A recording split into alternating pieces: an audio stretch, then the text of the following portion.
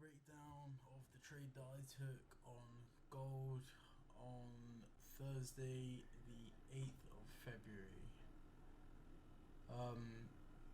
This is a follow-on from my previous trade that I took on Tuesday, which I have done a trade breakdown for, so I can conclude my total thought process for the week going into different days, why I thought that, and so on and so forth.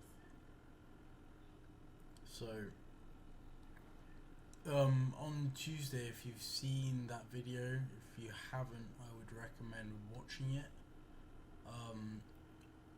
I talked about having this liquidity on the DXY and this liquidity on the DXY as targets of what I wanted to be hit.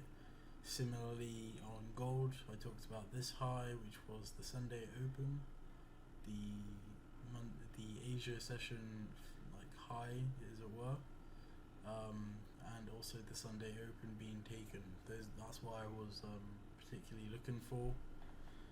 So going into Thursday, since we had cleared these objectives and we had not had a displacement through them, with price action giving me a sign, the candlesticks giving me a sign that they really wanted to go through that high and keep trending upwards, I changed my bias from bullish to bearish. Similarly with the DXY, the final target, we did not have any candle closes through it on the Wednesday session, so I did not have any reason to suspect it as of yet to be bearish. So ultimately on the DXY I'm looking bullish, ultimately on gold I'm looking bearish. So going down onto the lower time frame,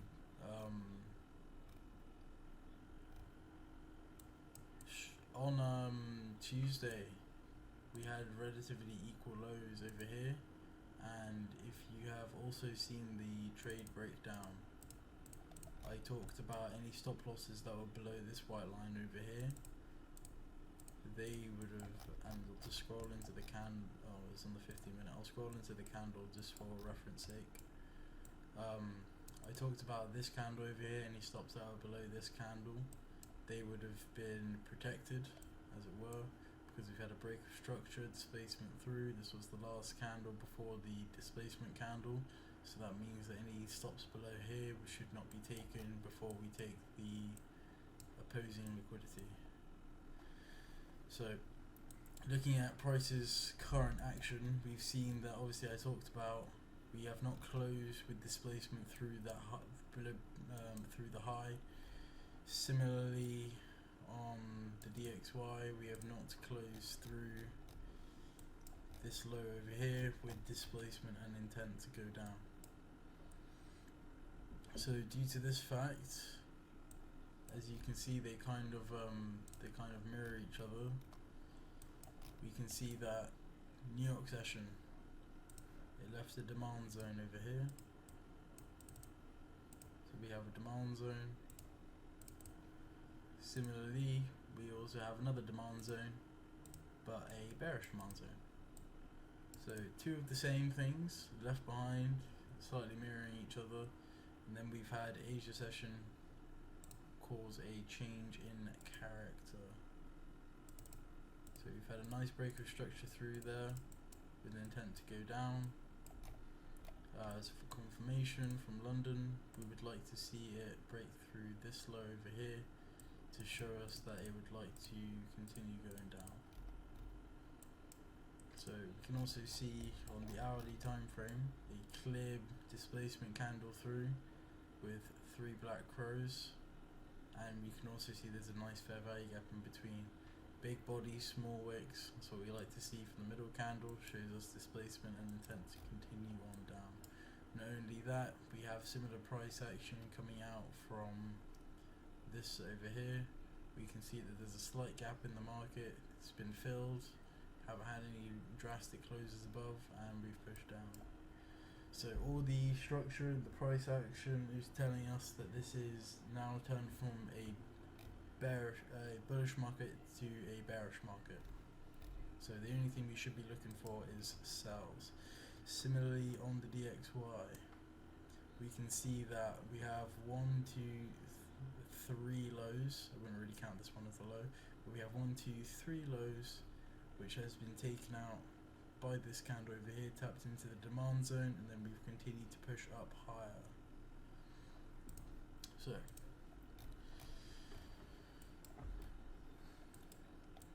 essentially now, to confirm that we would want to be continuing up on the dollar, we would want to see some internal breaks of structure. So as this is the closest high of significance at least, we want to see it close to that. And since this one over here as well is also the most significant high, for completely confirming that we are indeed going up, I would like to see that get broken as well. So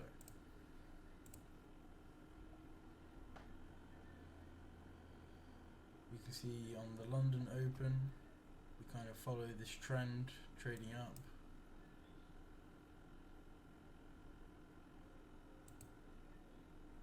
And then just to note as well, I did have a slight suspicion that we were going to be entering on this fair value gap, so I did actually enter off of this fair value gap, and I will speak about why this trade didn't work, and what I will be doing next time to basically compensate for it. Essentially, my main pitfall was I didn't realize on the lower time frame that there was this fair value gap that had been unmitigated, that actually did cause the change in character for the market.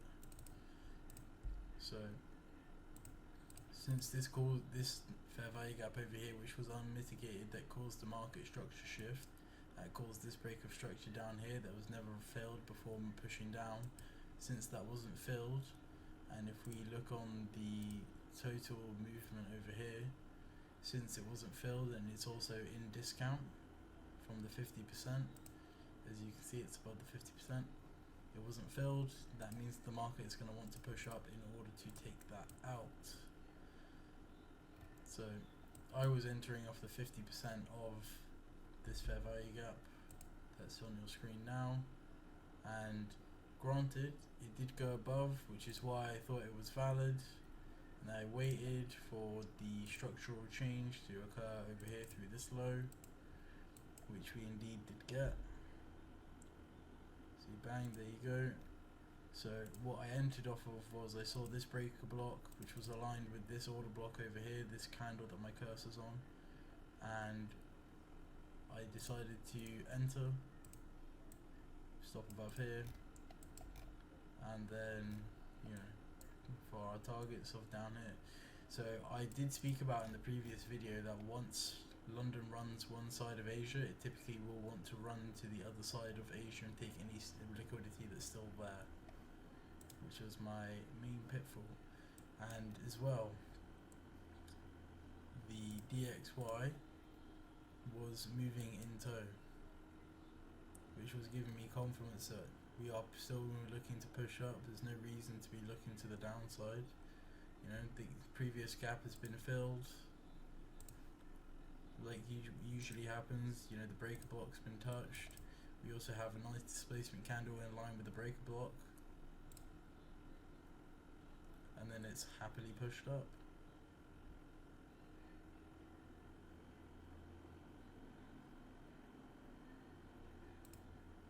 So since I got this bullish movement, break of structure as well, I was fairly confident that we would be holding.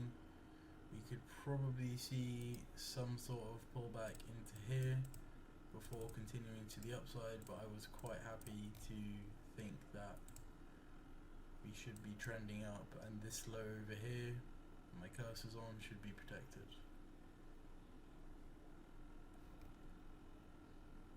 So ultimately, you know, we did tap into this fair value gap, we did continue pushing up, but since, like I talked about in the previous video, since there's no candles closing through that, no displacement through that, this is not a valid break of structure. This is not a valid break of structure. So continuing on with what was going on with gold, you know, we got our tap in, you know, we're in the trade, it's running, it's good. But now that we've taken this side of Asia, we've had our break of structure, which does confirm that we should be moving to the downside in the future, and that this high over here should be protected. We've obviously then, you know, the structure's changed, and before you know it, we've been stopped out. And that's really the name of the game. So I realized that in doing this, I quickly decided to see, okay, where am I going wrong? Because I'm sure in the direction, the DXY is also confirming the direction. It's not completely wrong. So where have I gone wrong? At the end of the day, you know, you are only as good as, you know, your system's only as good as you are, rather. I was about to say it the other way around. Your system is only as good as you are. At the end of the day, it's all about the operator. If the operator fails, then unfortunately so will the system. So this order block up here was what we were looking for. I noticed that since it tapped into this order block, it may also want to come up and use that order block again from the second order block and continue on the orders.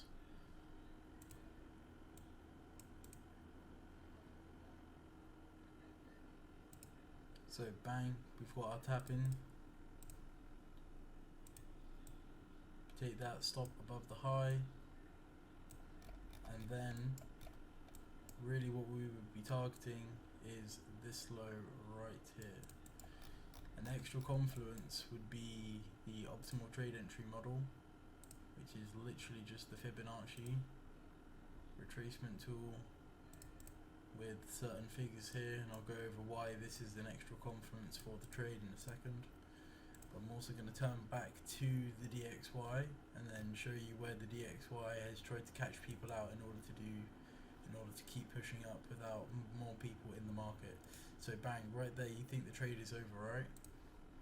You know, it's pushing below, but no, actually, any resting liquidity that would be below here, people moving their stop losses up, you have now become liquidity and moved out of the market before the real move has happened.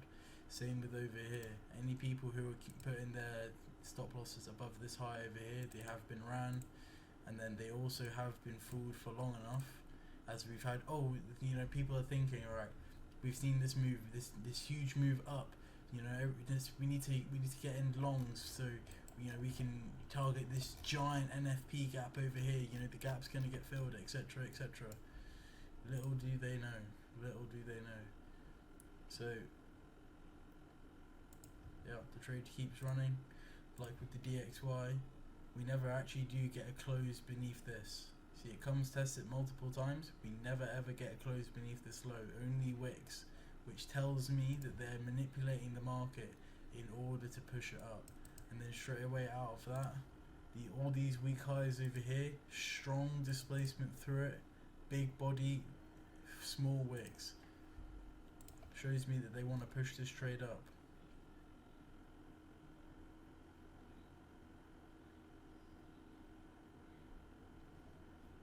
And then bang. So you can also see that when this manipulation is happening over here, it's you know, you can see it if you look at the gold chart and you look at the DXY chart at the same time. You can see what price is doing in unison to each other. Whilst the DXY is moving around over here manipulating people, gold is also doing the same thing and taking advantage of that. And then as soon as the displacement comes through, bang, it has its move out, and then it doesn't wait for anybody, it just keeps going.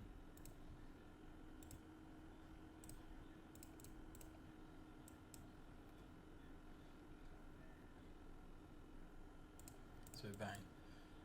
The confluence that this trade was working with the optimal trade entry model is that this hourly candle over here, it closed inside of the optimal trade entry model as well. So I was fairly certain that we were also going to be coming down and running to the 1, which is just a 100% expansion of this move.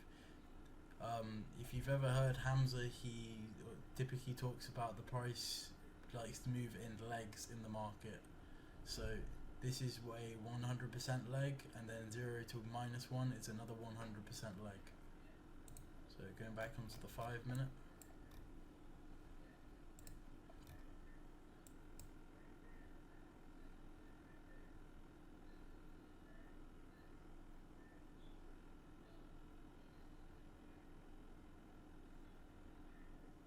Yeah, we can essentially see that price didn't wait for anybody after the all the manipulations happened in the market to get traders out, and we've moved all the way down to the take profit. So something to note is that at 1:30 we did have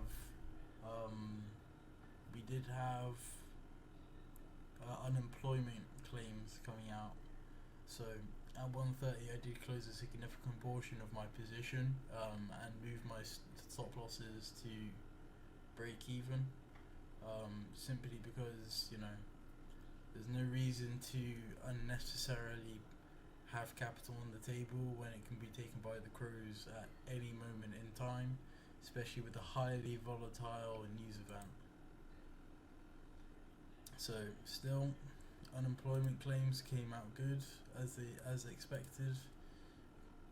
You can even see this on the DXY.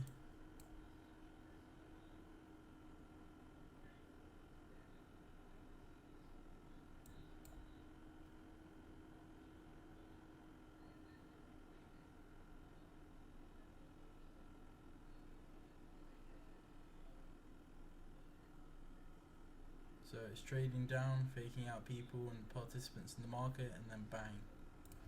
So you can see that it's traded down into an area of where they can create more buy orders, and as soon as 1:30 hits, it's sold.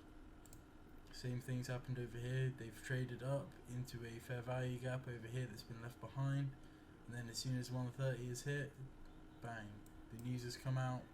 They know what's going on already, and they're pushing down. Then bang, straight away they go straight to the 1, and then that's full TP.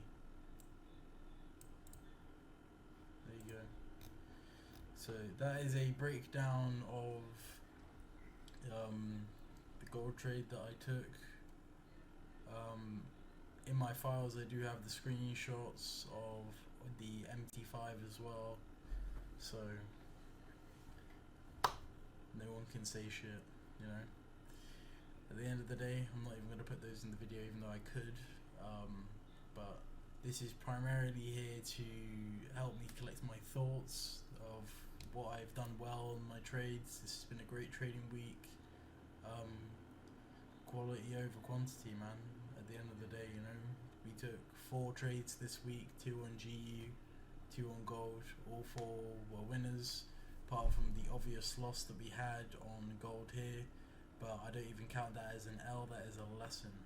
That is completely a lesson in my head, because, you know, at the end of the day, man, I realized where I went wrong. I was able to adapt to the circumstances live and have a really successful trading day out of it. So I hope this helps. I hope you can take some gold from this and use whatever will work for you, and try and implement it into your trading style, and if it doesn't, completely disregard the rest, you know.